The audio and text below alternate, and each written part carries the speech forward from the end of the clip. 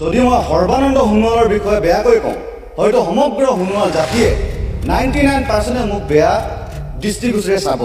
কিন্তু আচল কথা জানিলে সকলোৱে নিজৰ দৃষ্টিভংগী হয়তো সলনি কৰিবলৈ বাধ্য হ'ব।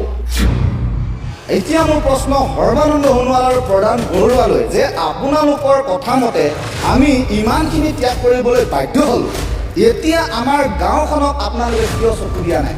আপোনালোকে কয় মিচিং মানুহক মাৰক, লাইকাবাসীখিনিক তেখেতলোকে কয় যে তেখেতলোকক মাৰি কাটি হওক তাৰ পৰা হেৰাই দিয়ক। মিচিং মানুহ আৰু সোণোৱাল জনগোষ্ঠীৰ মাজত সংঘাত কৰিবলৈ মেইন মানুহজন হৈছে সৰ্বানন্দ সোণোৱাল আৰু প্ৰধান বৰুৱা। আগৰ পৰা আমি কোন ক'ত আছে একো আমি চোৱা নাছিলোঁ, না আমি দল চাইছিলোঁ নে আমি মানুহ চাইছিলোঁ। কেৱল সৰ্বানন্দ সোণোৱালৰ মুখখন চাই আমি বিজেপিক ভোট প্ৰদান কৰিছোঁ। আমি গৌৰৱ কৰিম যে আমি সৰ্বানন্দ সোণোৱালক ভোট প্ৰদান নকৰিলোঁ, আৰু আমি যাক ভোট প্ৰদান কৰিছিলোঁ তেওঁ হয়তো পৰাজয় হ'ব পাৰে, কিন্তু আমি সৰ্বানন্দ সোণোৱালক ভোট প্ৰদান কৰা নাই এজ এ সোণোৱাল জনগোষ্ঠীৰ ব্যক্তি হিচাপে। এই মুহূৰ্তত আমি উপস্থিত আছোঁ তিনিচুকীয়া জিলা ফিলবাৰী অঞ্চলত, আৰু ফিলবাৰী অঞ্চলৰ পৰা আমি এজন বিশেষ যুৱকৰ সৈতে আমি কথা পাতিম। যুৱকজনৰ নাম হৈছে বাবুল সোণোৱাল। ইতিমধ্যে আপোনালোকে গম পাইছে, সেই বাবুল সোণোৱালে যিহেতু জাগুনৰ অৰুণোদয় সোণোৱাল গাঁৱত কি দুৰৱস্থা হৈছিল তাৰ সেই কাহিনী কিন্তু তেখেতে ছ'চিয়েল মিডিয়াৰ জৰিয়তে তেখেতে প্ৰকাশ কৰিছিল, আৰু সমগ্ৰ অসমে দৃষ্টিগোচৰ হৈছিল। আৰু দেখিবলৈ পোৱা গৈছে যে এতিয়া নিৰ্বাচনৰ বতৰ, এতিয়া এই নিৰ্বাচনৰ প্ৰাকখনত পুনৰবাৰ সেইসমূহ নেতাই যাক সোণোৱাল মানুহখিনিয়ে ভৰসা কৰিছিল, প্ৰধান বৰুৱাই হওক বা সৰ্বানন্দ সোণোৱালেই হওক, কিন্তু তেখেতলোকক কিন্তু কোনো ধৰণৰ সঁহাৰি নিদিয়াৰ অভিযোগ উত্থাপন হৈছিল। মুকলিকৈ আচলতে ছ'চিয়েল মিডিয়াত তেখেতে উল্লেখ কৰিছিল বাবুল সোণোৱাল আমাৰ সৈতে উপস্থিত আছে। প্ৰথমতে মই গোটেই কাহিনীটো আপোনাৰ পৰা জানিবৰ কাৰণে বিচাৰিম, কিন্তু তাৰ প্ৰাক মুহূৰ্তত যে সৰ্বানন্দ সোণোৱাল বা প্ৰধান বৰুৱা বা সোণোৱাল কছাৰী অট'নমাছ কাউন্সিলক আপোনালোকৰ সেই গাঁৱৰ যিটো উচ্ছেদ অভিযান, সেই উচ্ছেদ অভিযানটো কেনেকৈ আৰম্ভ হৈছিল, আৰু সৰ্বানন্দ সোণোৱাল কছাৰী অট'নমাছ কাউন্সিল আৰু প্ৰধান বৰুৱাই আপোনালোকক কেনেকুৱা ধৰণৰ আচলতে সহযোগিতা কৰিছিল বা নকৰিছিল, সেই কথাখিনি অকণমান জানিব বিচাৰিম। হয়, প্ৰথমতে মই আপোনালোকক ধন্যবাদ জ্ঞাপন কৰিছোঁ যে আপোনালোকে ইমান সুন্দৰভাৱে আমাৰ মনোভাৱ আপোনালোকে আমাৰ সমাজৰ আগত দাঙি ধৰিব বিচাৰিছে। মই প্ৰথমতে এতিয়া এই মুহূৰ্তত যদি মই সৰ্বানন্দ সোণোৱালৰ বিষয়ে বেয়াকৈ কওঁ, হয়তো সমগ্ৰ সোণোৱাল জাতিয়ে 99% মোক বেয়া দৃষ্টিগোচৰে চাব। কিন্তু আচল কথা জানিলে সকলোৱে নিজৰ দৃষ্টিভংগী হয়তো সলনি কৰিবলৈ বাধ্য হ'ব। কিয়নো আমাৰ গাঁওখন একেবাৰে অৰুণাচলৰ সীমান্তত, য'ত নেকি অৰুণাচল নে অসম আজিলৈকেও অসম চৰকাৰে এইখিনি স্পষ্টীকৰণ দিবলৈ পৰা নাই। কিন্তু 1999 চনত আমাক গাঁওখনৰ সংস্থাপন দিলে অসম চৰকাৰে, আৰু 1999 চনত সংস্থাপন দিলে কেৱল এবিঘা মাটি, তাকো এটা নদীৰ দ্বীপত। তাৰ পাছত আমাৰ গাঁৱৰ ৰাইজে ক'লে যে সেইখিনি মাটিত, এবিঘা মাটিত আমি খেতি বাতি কৰি কেনেকৈ হিবা কৰিম। তাৰ পাছত চৰকাৰে ক'লে, প্ৰশাসনৰ মানুহে, যে এই ওচৰতে থকা টাপু বুলি কয়, টাপু বুলি এতিয়া বিখ্যাত, য'ত এতিয়া নেকি লাইকা মানুহখিনি সংস্থাপন দিবৰ কাৰণে যা যোগাৰ কৰা হৈছে, সেই মাটিখিনিতে আপোনালোকে খেতি বাতি কৰি খাই থাকক। ঠিক আছে। তেতিয়া আমাৰ গাঁৱৰ মানুহ আজিলৈকে শিক্ষিত এজনো নাই, গতিকে লিখিতভাৱে একো এটা প্ৰমাণ পত্ৰ নাপালে, গতিকে সেনেকৈ খাই মেলি আহি আছিলে। তাৰ পাছত কি হ'ল, 2014 চনত অৰুণাচলৰ প্ৰশাসনে আমাক নটিচ দিলে যে এইখিনি মাটি অসম চৰকাৰ নহয়, এইখিনি মাটি আমাৰ, গতিকে এইখিনি মাটিত আপোনালোকে ইয়াৰ পৰা গুচি যাওক। আমি কিন্তু অলপো ভ্ৰূক্ষেপ নকৰিলোঁ, আৰু অৰুণাচলৰ প্ৰশাসনৰ লগত সুন্দৰভাৱে আলোচনা কৰি অলপ সংঘাত হৈছিল, কিন্তু সেই সংঘাত নেওচি আলোচনাৰ মাধ্যমেৰে সেই কৃষিভূমিখিনি আমাৰ অসমৰ বুলি দাবী কৰি আমি তাত খেতি বাতি কৰি খাই আহিছিলোঁ। কিন্তু তাৰ পিছৰ পৰ্যায়ত যেতিয়া এই যোৱা ইলেকশ্যন হ'ল, হিমন্ত বিশ্ব শৰ্মা যেতিয়া মুখ্যমন্ত্ৰীৰ কাৰণে শপত গ্ৰহণ কৰিলে, সেই নিৰ্বাচনৰ আগমুহূৰ্তত সৰ্বানন্দ আছিলে আমাৰ অসমৰ মুখ্যমন্ত্ৰী।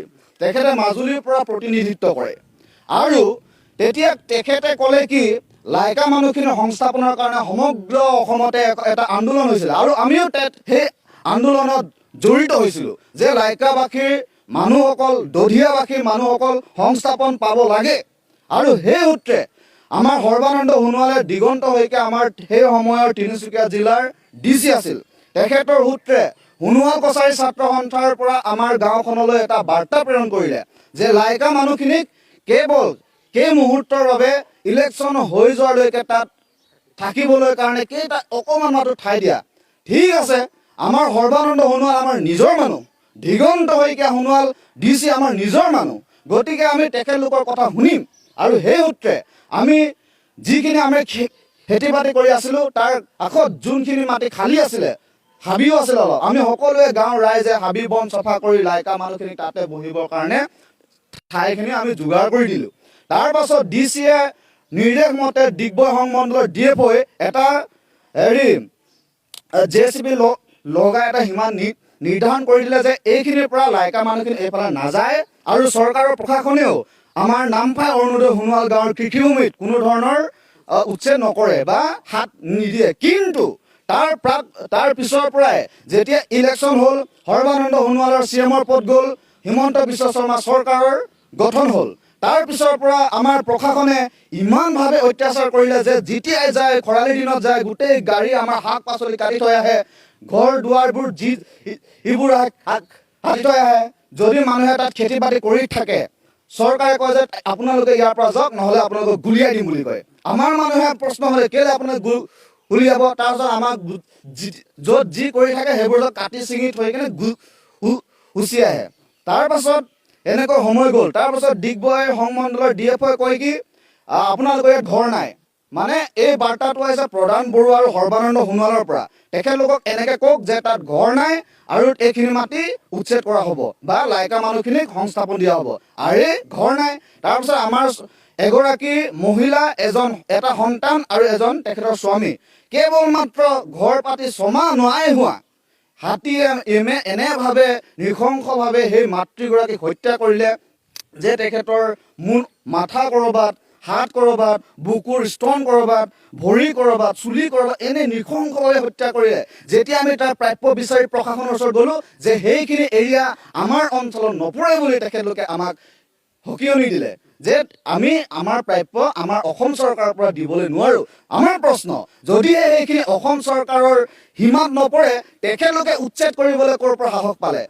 2005 কয় যে 2006 কয় যে 2005ৰ পৰা যিসকল জনগোষ্ঠী লোক জনজাতি লোক যিকোনো এৰিয়াত খেতি বাতি কৰি যদি খাই থাকে সেইখিনি মাটি সম্পূৰ্ণৰূপে তেওঁলোকৰ অধিকাৰ হয়। কিন্তু তেখেতলোকে আমাৰ সেই আইনখন বঞ্চিত কৰি অসম চৰকাৰে আমাক উচ্ছেদ কৰিলে যোৱা 2016 জুনত 2023 বৰ্ষত।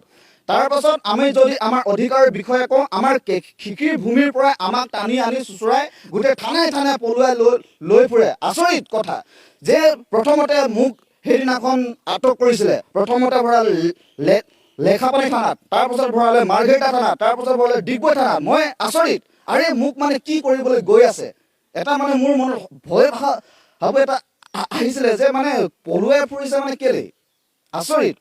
এতিয়া মোৰ প্ৰশ্ন সৰ্বানন্দ সোণোৱাল আৰু প্ৰধান বৰুৱালৈ যে আপোনালোকৰ কথা মতে আমি ইমানখিনি ত্যাগ কৰিবলৈ বাধ্য হ'লোঁ, এতিয়া আমাৰ গাঁওখনক আপোনালোকে কিয় চকু দিয়া নাই?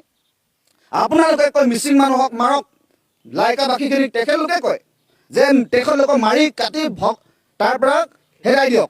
আৰে আমি মাৰি কাটি কেনেকৈ তেখেতলোকক খেদাম? মিচিং জনগোষ্ঠী সোণোৱাল জনগোষ্ঠী অতীতৰ পৰা এটা ভাতৃত্ববোধৰ সম্বন্ধৰ লগত জড়িত হৈ আছে, এটা এনাজৰি আছে। যদি আমি মিচিং মানুহৰ লগত আজি সোণোৱাল কছাৰী যদি সংঘাত হয় তেতিয়াহ'লে ইতিহাসেও কিন্তু আমাক কেতিয়াও ক্ষমা নকৰে। মই এটা কথা সুধিম, যিহেতু আপোনালোকে সেই সহযোগ বিচাৰি যিহেতু সৰ্বানন্দ সোণোৱাল বা প্ৰধান বৰুৱা বা এইখিনি যে গৈছিল তেওঁলোকৰ উত্তৰ কি আছে এতিয়া? তেখেতলোকে এটাই কয় যে মানে সংঘাত, কেৱল সংঘাত বিচাৰে। মিচিং মানুহ আৰু সোণোৱাল জনগোষ্ঠীৰ মাজত সংঘাত কৰিবলৈ মেইন মানুহজন হৈছে সৰ্বানন্দ সোণোৱাল আৰু প্ৰধান বৰুৱা। দুয়োজনে মিলি এনেভাৱে আমাক মানে উচতনি যোগায় যে সংঘাত কৰক। এইটো হয়তো ৰাজনৈতিক ষড়যন্ত্ৰও হ'ব পাৰে, অন্যথা আমাৰ গাঁওখনলৈ এটা মানে কিবা এটা বেয়া প্ৰভাৱ পেলাবৰ কাৰণে এইটো মানে এটা সংকেত হ'ব পাৰে। কিয়নো ইমান ধুনীয়াকৈ তেখেতলোকৰ ইমান অসমত ইমান মাটি অবৈধভাৱে বহুতো লোকে দখল কৰি আছে, সেই মাটিটো হয়তো লাইকাবাসীক সংস্থাপন দিব পাৰিলেহেঁতেন। কিন্তু কিয় আমাৰ সোণোৱাল জনগোষ্ঠী যি 1999 চনৰ পৰাই সেই কৃষিভূমিত খেতি বাতি কৰি খাই আছিলে সেই মাটিতে যে তেখেতলোকক সংস্থাপন দি সোণোৱাল কছাৰী, আমি মৰাণ জনগোষ্ঠী, মেচ কছাৰী আৰু ৰাভা জনগোষ্ঠী যিখনে আমি 1999 চনৰ পৰা সেই গাঁওখনত সেই কৃষিভূমিত খেতি বাতি কৰি খাই আছো সেই মাটিতে কেলে সংস্থাপন দি আমাৰ লগত সংঘাত কৰিব বিচাৰিছে এয়া কিন্তু এটা সৰ্বানন্দ সোণোৱাল আৰু প্ৰধান বৰুৱাক এটা ডাঙৰ প্ৰশ্ন গতিকে সকলো সোণোৱাল জনগোষ্ঠী আৰু সকলো মিচিং জনগোষ্ঠীয়ে এই কথাটো কিন্তু নিজকে প্ৰশ্ন কৰা উচিত আৰু মই বিচাৰো এইবাৰ প্ৰধান বৰুৱা আৰু সৰ্বানন্দ সোণোৱালক সকলোৱে ভোটৰ দ্বাৰা এই প্ৰশ্নটোৰ উত্তৰ দিয়ে কেলে আমাৰ সোণোৱাল জনগোষ্ঠী আৰু মিচিং জনগোষ্ঠীৰ মাজত সংঘাত কৰিবলৈ তেওঁলোকে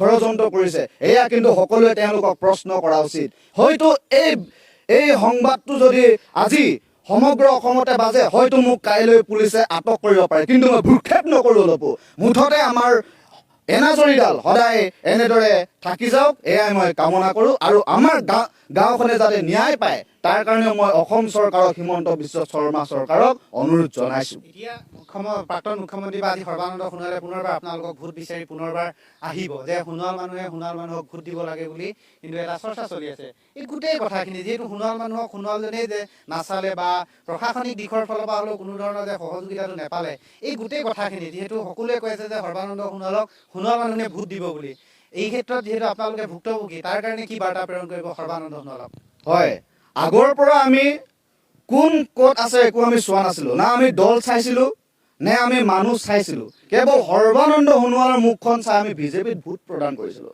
যেতিয়াৰ পৰা সৰ্বানন্দ সোণোৱালে এজন আমাৰ নেতৃত্ব দিয়া লোক হ'ল তেতিয়াৰ পৰা আমি সৰ্বানন্দ সোণোৱালৰ মুখখন চাই সদায় বিজেপিত ভোট প্ৰদান কৰি আহি আছোঁ কিন্তু আজি আমাৰ প্ৰশ্ন যে আজি আমি নিজকে প্ৰশ্ন কৰিবলগীয়া বাধ্যত পৰিছোঁ যে আজি আমি সৰ্বানন্দ সোণোৱালক ভোট প্ৰদান কৰি তেওঁৰ বাবে তেওঁৰ মানে জাতিটোৰ বাবে আমি আমাৰ নিজৰ কৃষিভূমিখিনি হেৰুৱাবলগীয়া হ'ল যিখিনি কৃষিভূমিত আমি আমাৰ গাঁৱৰ ৰাইজে খেতি বাতি কৰি নিজৰ পৰিয়াল পোহপাল দিয়ে আৰু আমাৰ ল'ৰা ছোৱালীসকলক শিক্ষা প্ৰদান কৰে গতিকে আমি আজি প্ৰশ্ন কৰিবলগীয়া আমি বাধ্যত পৰিছোঁ যে সৰ্বানন্দ সোণোৱালক আমি কেলৈ ভোট দিম কিয় ভোট দিম যদি আজি আমি সৰ্বানন্দ সোণোৱালক ভোট প্ৰদান কৰোঁ আজি মই সোণোৱাল জনগোষ্ঠী হিচাপে আটাইতকৈ এইটো মই ভুল কাম কৰিলোঁ বুলি কেনে মই মোৰ সিদ্ধান্ত আৰু এটা মই কথা স্পষ্টভাৱে ক'বলৈ বিচাৰিছোঁ যে ডিব্ৰুগড় লোকসভা সমষ্টিত সৰ্বানন্দ সোণোৱাল জয়ী হ'বই এইটো খাটাং কথা কাৰণ ওলাই আছে আমিও এই কিছুমান ফৰ্মুলা জানো যাৰ কাৰণে সৰ্বানন্দ সোণোৱাল জিকিব কিন্তু আমি তথাপিতো সৰ্বানন্দ সোণোৱালক কিন্তু ভোট প্ৰদান নকৰোঁ